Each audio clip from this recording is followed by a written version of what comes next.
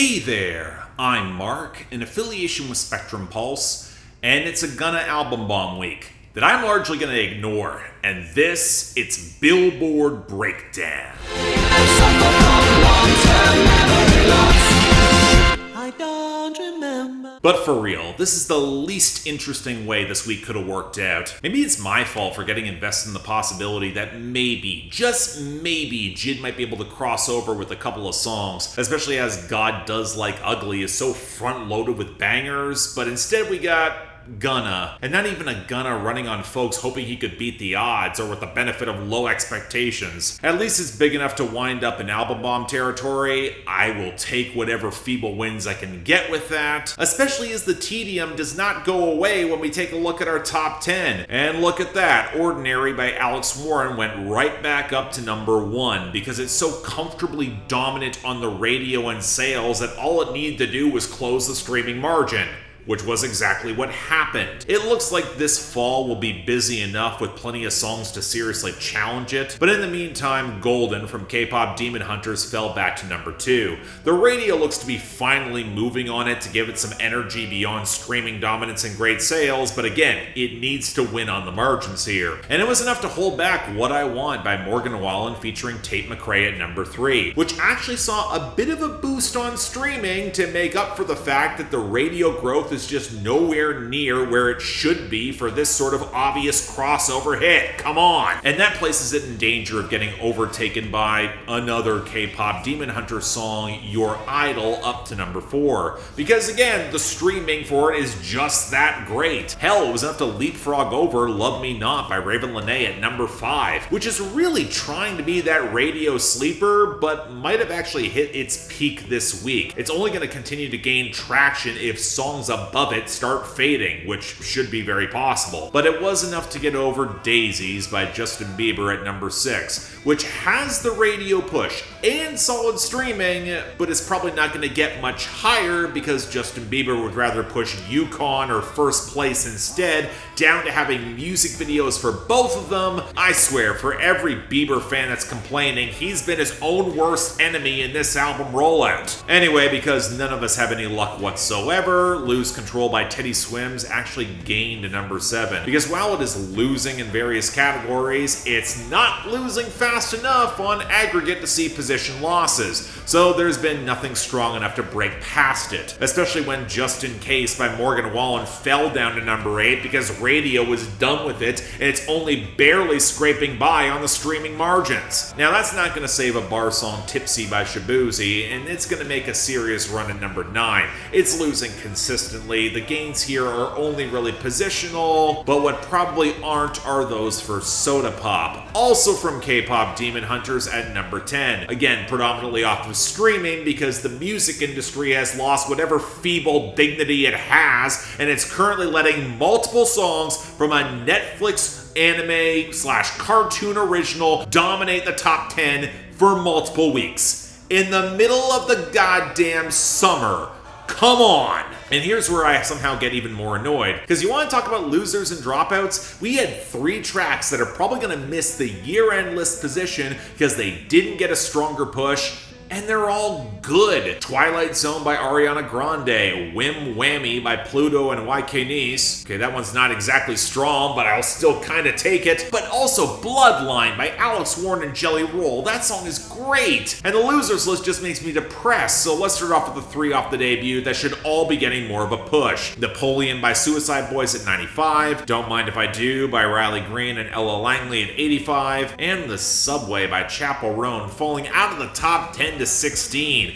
It might have been predictable, it still sucks. And as for our continued losers, look, I'm not complaining that Which One by Drake and Central C hit 67, but taking Ring Ring Ring by Tyler the Creator down with it to 78 is just infuriating. And as for the rest, well, Fix What You Didn't Break by Nate Smith lost all the gains to 69. Jump by Blackpink is not catching fire at all at 74. Sparks by Coldplay is losing what its titular name is in its viral moment at 92. And TM by Morgan Wallen is stuck around way too long, so it hit 97. So naturally we need to consider what's filling in the spots and our gains and returns. And look, if you're inspired by Cliché by Machine Gun Kelly back in 79 thanks to its album impact, and Gabriella by Cat's Eye back in 76, well, I personally cannot remotely say the same. And none of our gains are promising either. I know some folks who might be into So Far So Fake by Pierce the Veil actually getting a boost to 73. I'm as shocked as anyone. And even though Sugar on My Tongue by Tyler the Creator was my least favorite track from Don't Tap the Glass, the video did give it a shot of life up to 53. But what's probably most discouraging is that really bad remix of Tinashe's No Broke Boys by Disco Lines to 55. You can't at least push the original here? Come on! And to continue on this downbeat note, let's run through all the Gunna album bomb cuts that are neither the best, the worst, nor in the top 40. Many Nights at 99,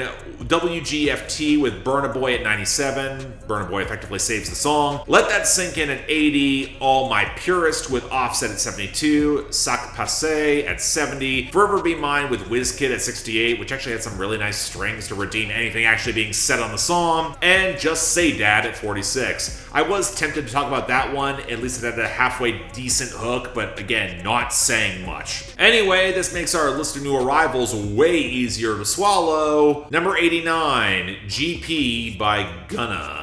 Play with that pussy, play with some more money. Young nigga rich and I keep a hoe coming. Shares on my face, all I see is abundance. Caught the new color in the truck like it's nothing. Riding in the spaceship with stars on the roof, and you still watching out for the journey. I know some of you are looking at the runtime of this video and wondering, okay, he's cutting this really short, skipping over so much of Gunna's album, and I don't know what you want me to say. I've been covering Gunna album bombs for years now, and while I gave him credit for somewhat turning things around in 2023 against all odds, by now he's back in his sleepy, utterly tedious comfort zone, with the title acronym for this song standing for Good Pussy.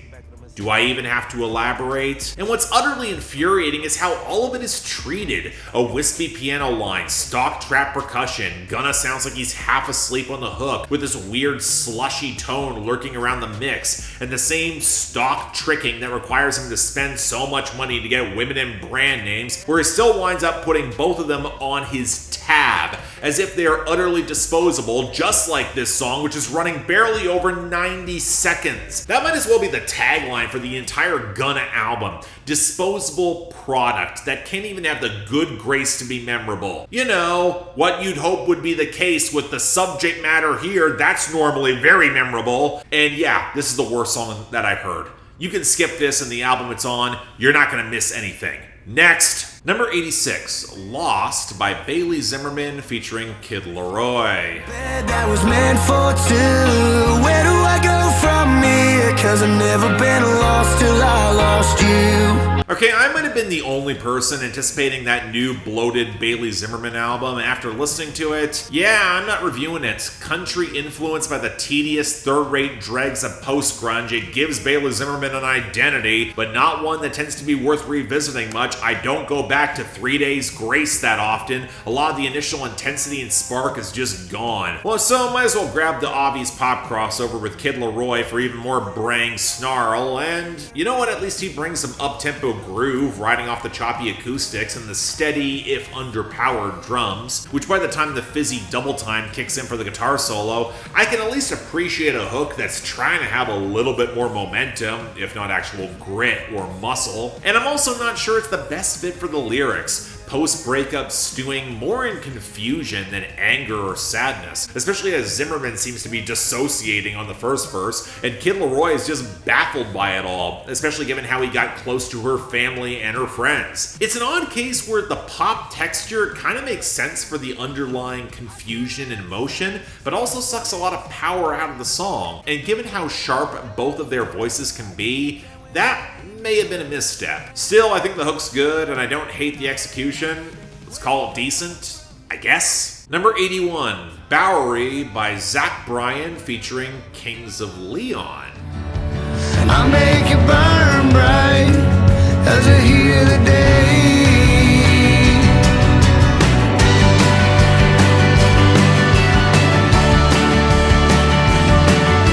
I can understand understand if some folks might be surprised by this collab, but I'm not. If you remember Kings of Leon pre-You Somebody, they used to be a pretty solid, gnarly, and decent southern rock group in the 2000s. If Zach Bryan remembered that, it's a very easy connection. And as such, the song winds up being pretty damn good. A little revving bass and rattling guitars until we get a pretty sweet lead guitar line and touches of strings as Zach Bryan plays the hangdog dude at the bar who meets a girl looking for something hot and fast and short term, and then they take off for the night. And the contrast between Zach Bryan and Caleb Followill's warmer tones, even with a slightly rougher pickup, it leads to a pretty nice balance and harmony, especially by the final hook, although it probably could have afforded a full explosive jam session across the outro beyond just repeating the chorus and slowing down. So yeah, cool collab, pretty decent one-off song. I'll call it good. Worth a shot. And finally, number 49, Hell at Night by BigXThaPlug and Ella Langley. I hope it's hell at night and my memories burning, burning.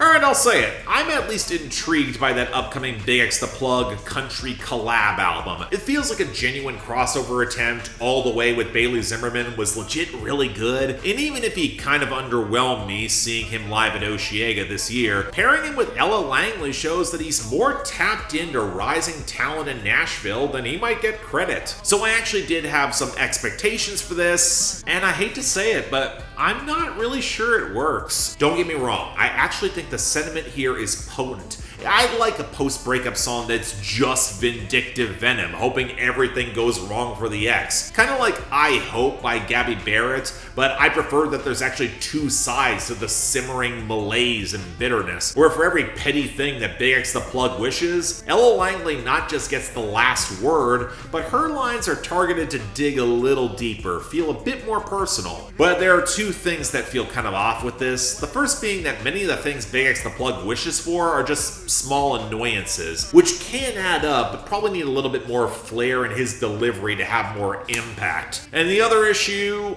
I'm sorry, the percussion of the song just doesn't work at all. I like the spare rickety guitars defining the melody, even the initial sputtering crack with some reverb, but the second the cymbal tries to stabilize the beat for BigXThaPlug after the chorus, it gets way too stiff and off-kilter with that guitar melody to really mesh. So yeah, I really wanted for this to click, but I have to call it a miss. Hope the album's not like that. But that is the week. Yes, I know, I could technically include another Gunna song or two to pad this out, but is it really worth your time at this point? GP's getting the worst of the week anyway, easily. Best of the week? Yeah, it might be obvious. I'm going with Bowery by Zach Bryan and Kings of Leon. Easy pick, it is worth it. Next week, well, I don't really expect anything from Chance the Rapper to cross over. Might just be anyone's game, we'll have to see. But until then, I'm Mark, you're watching Billboard Breakdown, affiliated with Spectrum Pulse. And I'll see you next time.